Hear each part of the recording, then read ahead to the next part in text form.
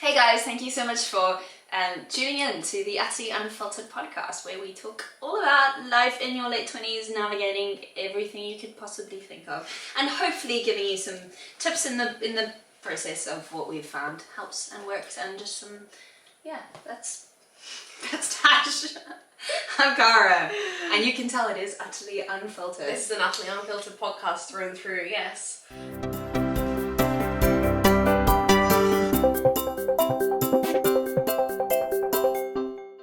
Thank you so much for coming back. Happy Monday. And if you're watching this right now, don't forget to hit that little subscribe button on YouTube. You know where it is. You know where it is. And if you don't, test yourself. Prove it to us. And we post every Monday. We do. So yeah. How are you? I'm good. I'm actually feeling a little bit overstimulated at the moment. Are you? That's why I think I'm like, whoa. It's all the ginger nut biscuits that I've been eating, is that sugar load, and just all the coffees, and just a busy period in life. August was a pretty hectic month, so now I'm feeling like I can unwind a little bit and just sink into day-to-day life. It's bank holiday tomorrow. Do you have the day off? I do have the day off. Are you doing anything, or are you just relaxing? I'm not. I'm having a pizza party.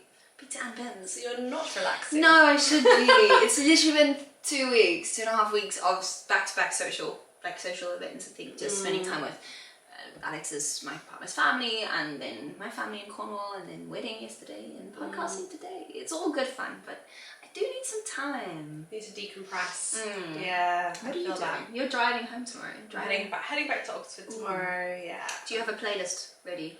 Honestly, it's going to be so much Sabrina Carpenter, because I'm loving her new album so much. It's so, and also I want to listen to Post Malone's new album as well. I don't think it's actually that new anymore, but it came out a little while ago, and it's country. Oh, cool! A lot of artists are doing country now. I love country music. You had Beyonce that did the country album, and Lady Gaga did a while ago.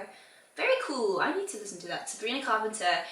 That I kind of would have related to our last podcast a little bit, but I think she described it. Isn't it like from girl to womanhood? Is the whole sort of, she describes it and sort of brands this album as her entrance into womanhood, really, into being a woman and not a girl, because that was kind of her transition, and being a little more daring and having realizations about herself and things. So honestly, the songs are really good. Like just they hit. They do. What do they hit? I don't know. They just that's what the Gen Zers say, or the Gen. What's younger than Gen Alpha. Z? Gen Alpha say it hits. I'm pretty sure. I don't really know. I don't think they do. I'm a millennial, so you old. You is old. I'm old. Anyways, Tash, what are we here to talk about today? Today we're talking about friendship. Friendship 101. Ooh. Friendship in your 20s, and girlhood, girly friendships. Girly friendships. Yeah. So important, right? That's what we're discussing today. Cool. We, Cara and I think if you listen to our first episode, you'll know this, but if you haven't, then you won't, and you should listen to it. Yes, go back now, pause this. Go back to the first episode. Don't. Okay. Don't ignore that advice. Cara and I have known each other for 15 years now. And time. So crazy. Yes. So crazy when you think about it. And I feel like also we have different approaches to friendships in our lives, which makes this kind of like an interesting conversation as well. Yeah. People have always said I am very harsh, or like I have very high expectations for the people in my life. That's not a bad thing. It's not a bad thing. Definitely not. And I am not afraid to pull the trigger if I'm not happy, and that can rub people up the wrong way sometimes, because a lot of people want to placate everybody and stick with the not upset anyone, and I totally get that. I'm not here to upset anybody. I am that's not who I am. I do consider myself to be very kind, but I also don't waste my time with people. So I was talking to one of my friends about this the other day as well, because she was saying about an experience she had hanging out with some friends from uni, and something I've always thought is that if you don't love your friends, then what's the point? Like, I don't want people in my life that I like. Ooh. Does that mean you love me? Of course it does. I love how I'm just taking like Can I this get moment reassurance? to get a little bit of, Interesting though, I like that. I love that. Because there's a very different feeling to it. Yeah. Like and sort of tolerance of someone is very different than actively wanting to be involved in their life and appreciating them and them appreciating you. 100%. That's true, but we don't often make that discrepancy. I have a lot of people in my life that I like, but I probably spend time with the people that I like more than I would want to. And the people that I love, maybe I don't spend as much time with because of that. This is the thing, and I am the difference as well, and I think the difference also between mine and Cara's approach probably is mostly because I'm an introvert and you are not, and therefore my limited hours of brain time are only going to be dedicated to the people who I love. I have no interest in using what precious resource I have on people I don't love. I just don't see the point. Why do I want to hang out with people I like?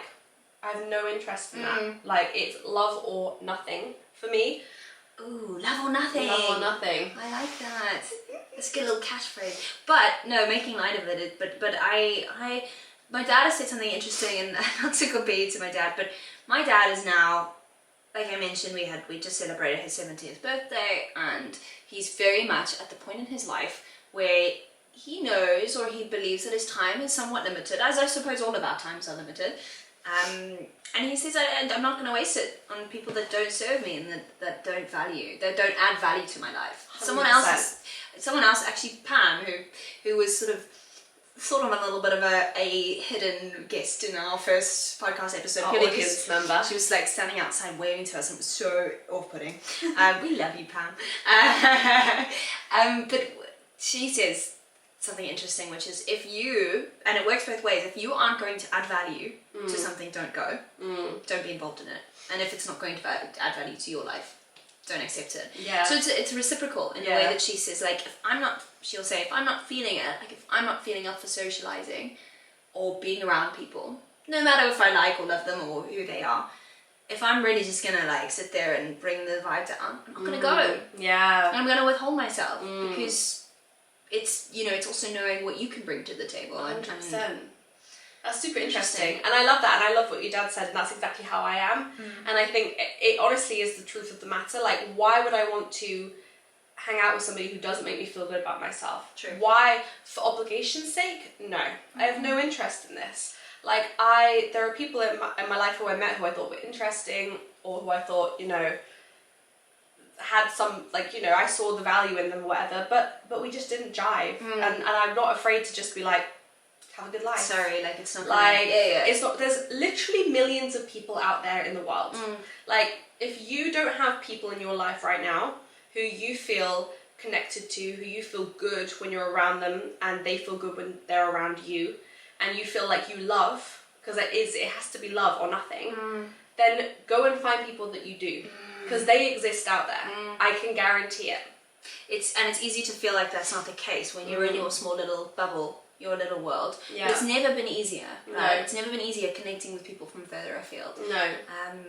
I feel like, I don't know what our podcast listeners would be thinking at this point in time, but I feel like I am just like learning things from you the whole time. It's like a personal little like self-empowerment mission.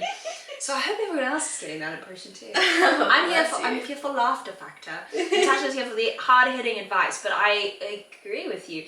That's interesting. So yeah, in maybe I differ in the sense of I maybe don't have as sort of, where does it come from though? I'm trying to think. Like, I probably will do things sometimes out of obligation, and because I feel like I have to, or I feel like people will care if I drop out of an event, and actually most of the time they probably won't, but I have that sort of sense of responsibility for being involved in someone's life if they want me to be. Yeah. Like, almost like not like I owe them, but maybe that's how it feels, or like I it's just... like once you've made the bond, you can't break it. Right, Yeah. right, that I've got to work at it, and I've got to, stand the test of time and keep going with it. Yeah.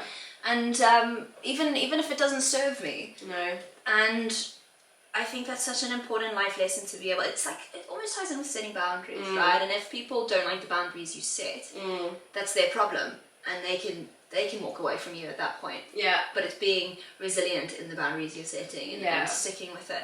I guess my expectations, I would always like to think that I could get to a place where when I come across new people that I meet, and if we both mutually decide that we'd like to continue getting to know each other or spending time together, is to just be open about what we think that will mean for us. And I think we're at that age now and maturity level that we can have that open conversation.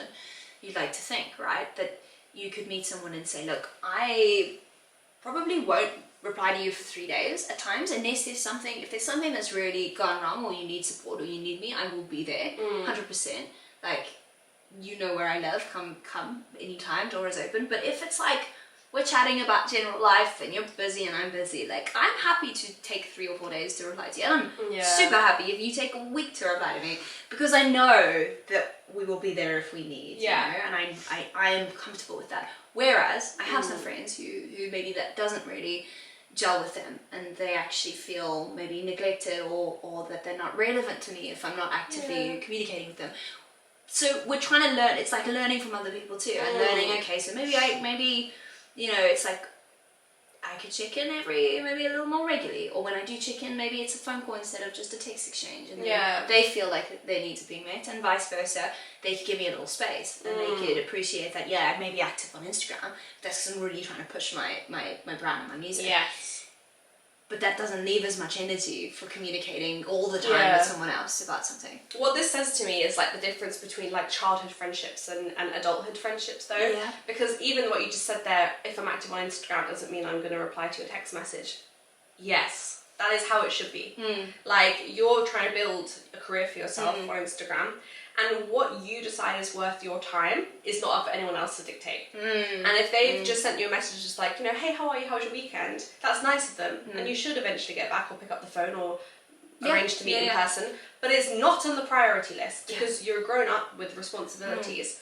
When you're a kid and, you know, you see that your friend posted on Facebook or whatever, or sent a Snapchat to a group or whatever, but didn't reply to you, you feel like personally, vindicated, like, I think that's the right word, but victimized. That's what, like, why, you know, why don't they want to talk to me? Why am I not important to them? All this, like, me kind of sense. Sure. It's not about you.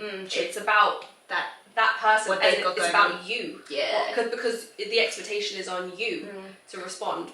So you will decide when you're ready to do that. You can't tell somebody or beg somebody to give you attention. Like, so much of this is like that high value woman piece. Like, stop putting your expectations on other people. Yes. Do you live your life? Yeah. And they will live their lives, and hopefully they can interact. Yeah. But I do think that those conversations will, maybe you've had a different experience, but in my life and in my friendships, I've never really had or initiated those conversations of, okay, what do we expect? Or what do we want from this? I've never, when I've had, friends who've said, oh, you take so long to reply, and, kind of thing. I've never actually said, okay, well, please don't take it personally. This is why. It's because, it's because I am trying to fulfill this other passion of mine, and that takes up a lot of my time and my focus, but it doesn't mean I don't value you, and if you need me, I'm here. If you really need me, I will drop anything for you, but I won't get back to you on how's your weekend been every weekend. No. And I think that them, having those conversations and just being open with it, I mean, how could that serve you? Like, that can only serve you, but I do think we just go into relationships sometimes, and we fill it out.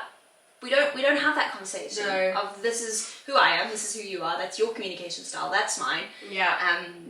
And the safeguards of actually, if we're not communicating in the way that each other would want, like, it's fine. I actually think that your approach would probably lead to more successful adult friendships as well, because you're actually, being honest with each other from the get-go, and not kind of beating around the bush of, like, how do they feel about me? How do I feel about them? Like, it is, honestly, making friends is literally like dating. Like, it's basically the same thing. And when you date somebody, especially in your 20s, you set certain expectations. You tell them, right, I do want to see you once a week, or I don't want to see you once a week. If you don't reply to me for 3 days, guess what? We're not going to go out again. Yeah. Like, I expect you to, once we're exclusive, I expect you to be exclusive. Or I, expect you to be X, Y, Z. Anyways, I expect you to come meet my parents at Christmas. Like, I don't know. Sure, you voice your needs and your wants. Yeah. And it's okay to do that in relationships, but for some reason people think it's not okay to do that in friendships, and that's just not true. Or they just don't maybe think about it, and they just think, oh, it's just a friend, like, it'll work itself out. And but But there is definitely something to be said for that, and I think I have actively avoided conversations like that because of fear that it would lead to confrontation. I'm a very anti-conflict kind of person. But if it does lead to confrontation, but you're going into it with a really sort of, with the best intentions, and that person's reacting badly because you're wanting to insert those boundaries or to explain the boundaries that you've set, and to explain that it's not personal. I feel like if it leads to conflict, that probably says something about the friendship, right? Kind of leading on from that though, I very much appreciate friendships, and this is just my preference, that are what I would deem as low maintenance, but in a really positive way. I love those friendships where there is mutual understanding and empathy and respect for each other, that if we have something planned and it's a lunch date or it's a picnic or it's a walk, and on the day you or I are just really having, when you have those, I'm not just talking about like, you're a bit mare and low energy, then you kind of just push through, right? But those days where you just can't face the world, like where you just really, for whatever reason, are just feeling less than okay and just wanting to hibernate or be in bed or do something that serves you, or you just can't add value to that, you like what we said. As an introvert, I know exactly what you mean. Right. But don't you love it when you can say that to someone? Where you can say like, Cara, I know we've had this plan and I'd love to see you, but I'm feeling so shit today. Like, do you mind? Can we push it back to, like, can we do it tomorrow? Obviously different, we do live in different places, but in as an example.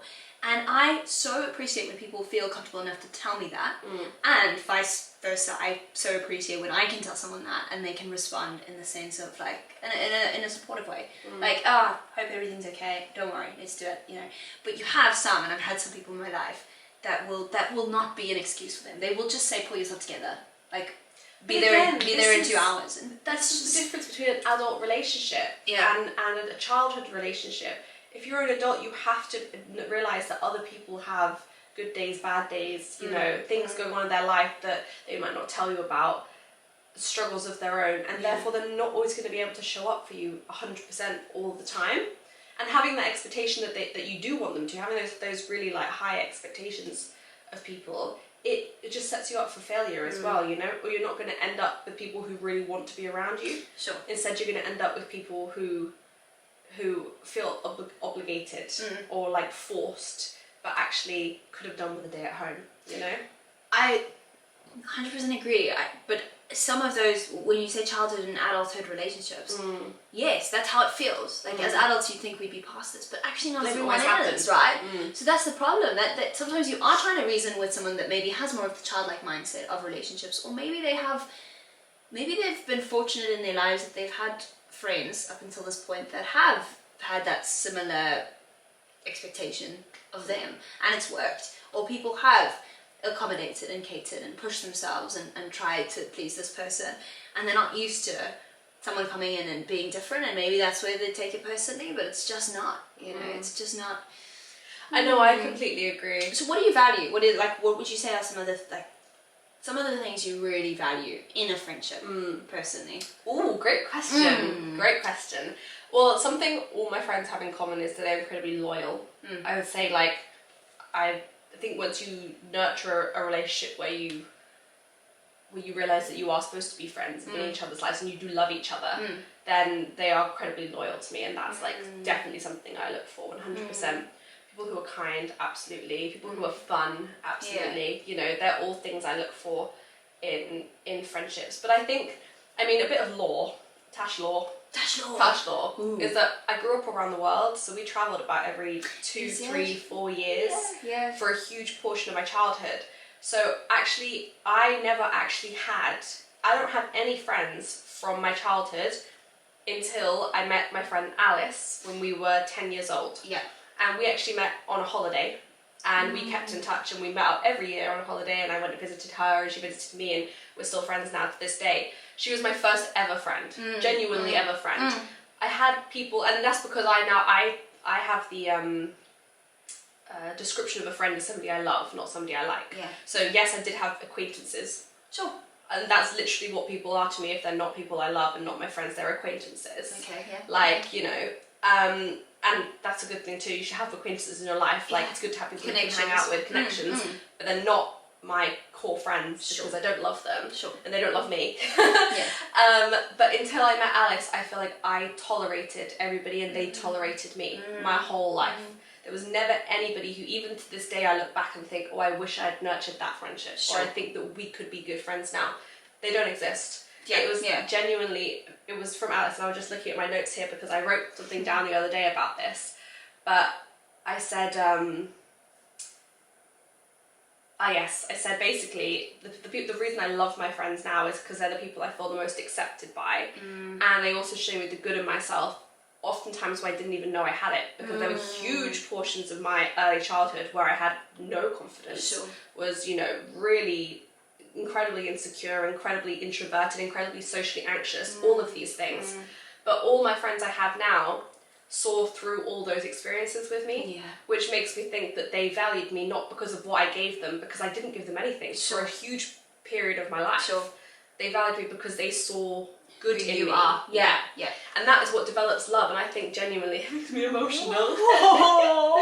But I think that actually to fall in love with your friends, you have to go through struggles and things with them. You know, you can't have a plain sailing, easy life, easy relationship. No relationship is, and I suppose the people you love, you see it through with, because it's worth it, right? 100%. Yeah, I would agree. I 100%, like for me, one of the big ones is, God, like it's just like, it's that understanding, isn't it? It's the I don't even think it's empathy, I'm trying to find the word, but it's basically acknowledging that they have their shit and you have your shit, but you love them enough to just put up with the shit. Yes. And all your shit is just shit, but you still love that person, you know? Like, we're all gonna have messy times and bad times and times that we're not our best selves, but if you get through it and you can still appreciate that person for who they are, and you can feel appreciated, I think that's a really good indication of a solid friendship. 100%. I also think being celebrated, like celebrating each other, lifting each other up, and I think it's more important, I think, than it ever has been for me personally, because of where I'm at in my life. But I could tell you now, like I could compare to, like, not that you should compare, but I can think about a couple of people in my life, and I can think about how they make me feel when I'm with them, and I can think about how different their approaches are, and to be able to be with someone who lifts you up. And for example, right, I always go back to the social media thing because it's like 90% of my life at the moment. God, hopefully one day it won't be.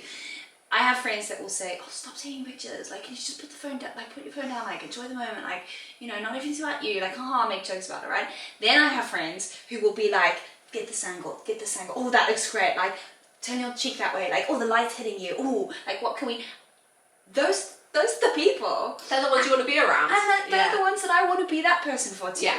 I want to also be that, no, not even in social media, obviously in any other respect, but I want to be that person who's also encouraging and cheerleader.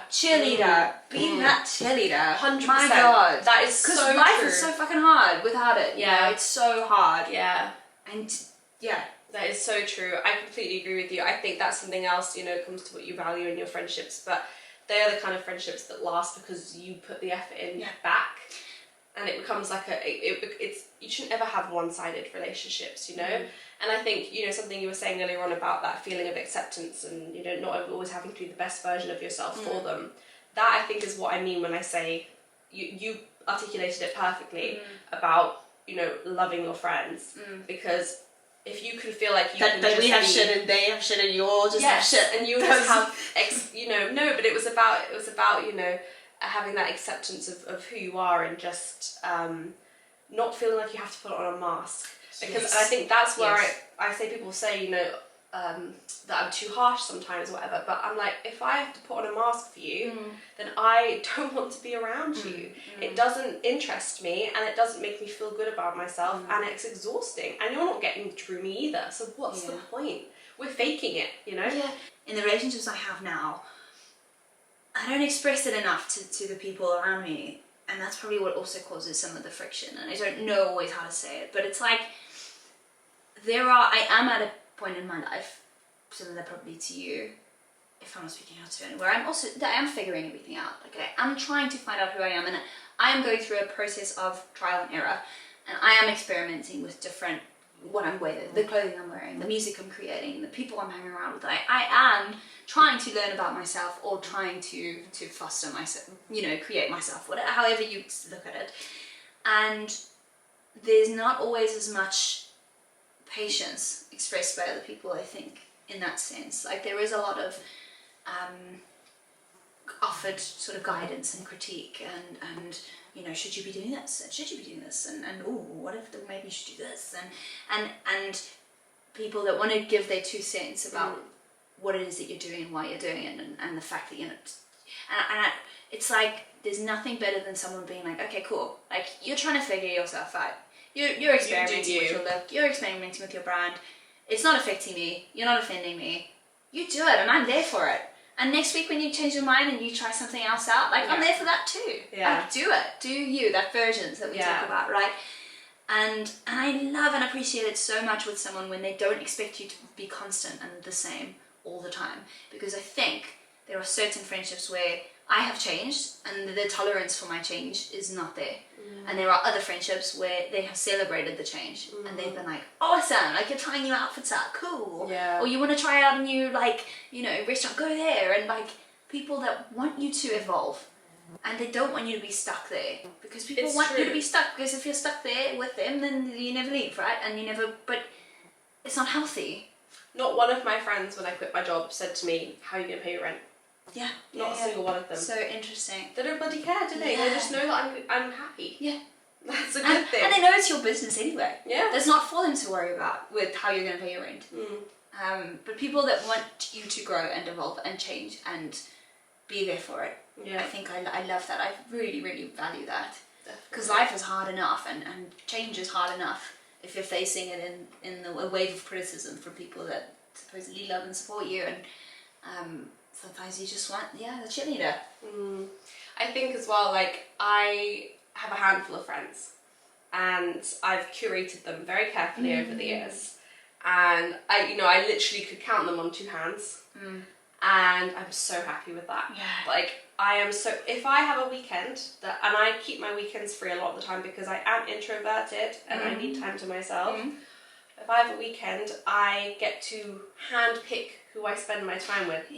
And that is, like, one of the best feelings ever, because, again, like I said, I went through a huge portion of my life not really feeling like I had any friends. Sure. Or I went through a huge portion of our high school experience with I mean, you're still friends with a lot of people, but I'm not friends with a lot of people from our high school or anything like that anymore, other than you.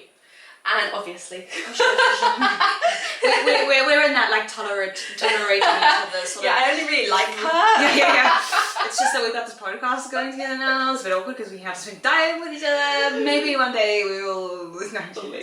I don't know. And then during university, I just found all of that really hard. Like, just meeting people that aren't your people, and thinking they are, and dedicating a year of your life to people, and then realizing that they're not who you want to be with. And I mean this in a friendship sense, but it's just the same way. And moving to London and living with different people and meeting different people, and just realizing very quickly that there are the people who I want and people who I don't want, and it's okay for me to just, like, say that and just be honest about that. And now I have the most amazing curated group of friends who I love so much, who I force to hang out together all the time. And I love it when you do, because I love them too. They're amazing. And, like, this is good. I don't want to speak out of turn here, because, if you're listening to this, then this is not who we're referring to at all. Because if you're listening to this, then you are, somebody who appreciates us and accepts us, because you're encouraging us to do something a bit bold, like start a podcast. So nothing I'm saying is referring to you at all if you're listening to this, because I do not want this to rub anybody the wrong way. Yeah, Mum, don't take this the wrong way. But after my New Year's party, you sent me a message, do you remember? And you said, I find it crazy how I feel more comfortable around your friends than I sometimes do around some of my own. So again, don't take it personally, it's not you, okay? Some of. And that's just such a credit to the fact that all of my friends allow me to force them together into these events, because I love to host. So I love to host events with my friends, and I make you all hang out and I make you all be friends. And because I'm not hugely extroverted, I don't make all the conversation. I just put you in a room together and I let you all have fun. And that makes me so happy to see that as well, because it reminds me, I think, especially considering my law of really struggling with friendships in my younger years, it reminds me how well I've done. Yes. And how I'm right. You've got it right. Like, you've got it right. You have it right. It's validated that by seeing all of you hang out together, it validates how I feel about you guys, you know? Yeah, absolutely. I think but that is a group of people who genuinely, like, they might not know each other well enough or very well, but they support each other in a way that it's like they're actually interested. Like, I had conversations with people that night and they were truly interested in my life. Yeah. And vice versa, I was really interested in what they were doing. And that is very rare. That's very unique. It was just a room full of people that wanted to have a good time. They weren't there for like drama or to cause a riot or to fulfill their own needs or whatever. They were just there to have fun. Yeah. And to get to know you. Yeah. And I loved it. Yeah. That was such a good night. It was such a good night. We need more nights like that. Please. I love hosting. It's one of my favourite things ever. I'm very much getting to that point. That was what, like 2 years? It was last year. That was actually not that long ago. Yeah, it was like 8 months ago. Wow. No, I'm definitely getting to that point now as well. To be honest, I don't have as much time and energy for it, or tolerance. Like, I'm definitely getting to the point where it's like my conflict of avoidance is being overtaken by my lack of giving shits. I love that. Do you know what I mean? Like, yeah, I don't like conflict, but also I don't like you. Yeah. So, goodbye. Fantastic. This makes me sound like a horrible person. I'm not, but it's, do you know what? If I say I don't like someone, I suppose it's not because I don't like them. I think it's just they're not serving me anymore. I don't actually have a dislike for anyone. I think everyone is an amazing person 100%. in their own right, but they just might not be my person, you know?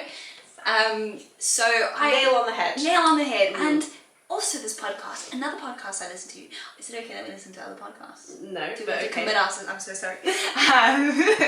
It's not like, don't worry, they're not like a rival podcast. It's like they're like one of those where they have guests, and so we're gonna have guests and things, but this is all kinds of weird topics. But one of them came up about love.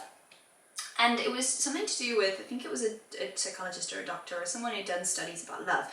And they talk about how loving friends and other humans is just as, like, that emotion can be just as strong as loving a partner.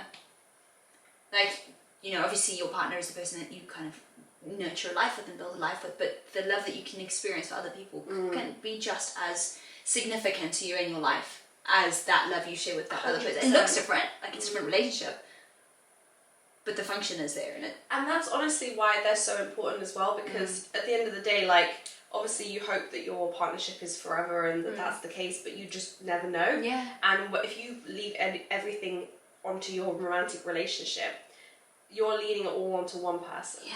But if you it's not for anyone too, right? If you have 5 close friends out there, then if you lose that partner for any reason or whatever, you have 5 people to lean on. Yeah. If you lose one of those friends, you have 4 people to lean on. You have other people who build you up in your life. Like, no one wants to be lonely. Yeah.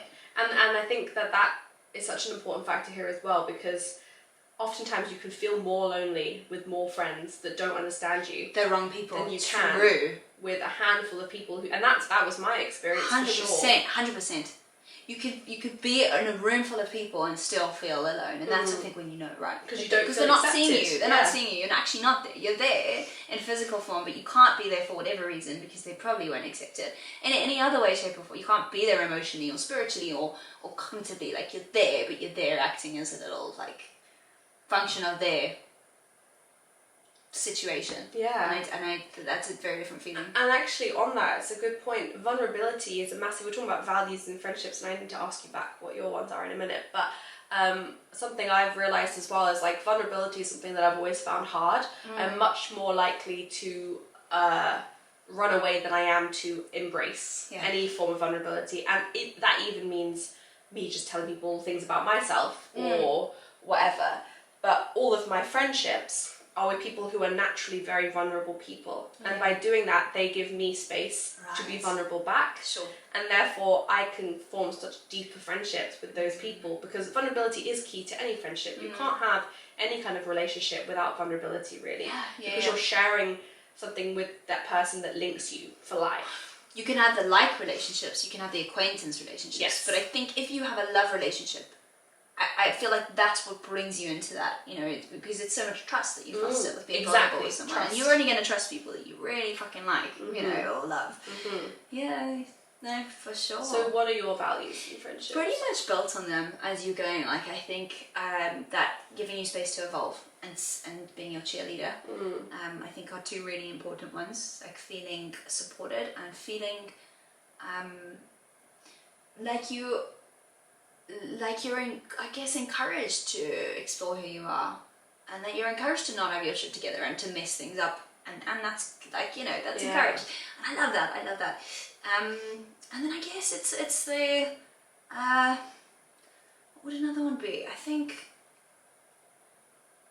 I don't know, I'm very communicative, and I think when you can, you know, even if that other person is not, but just like allowing me to, because I ramble and I talk a lot and I like to vent, and you know, and I suppose just to be given the freedom to do that. Yeah. Safe space, really. Safe space, yeah. It pretty much, very much echoes yours. I'm basically saying yours, but trying to put them in different ways so that I'm not repeating what we just said. But yeah, no, for sure. I love what you said though about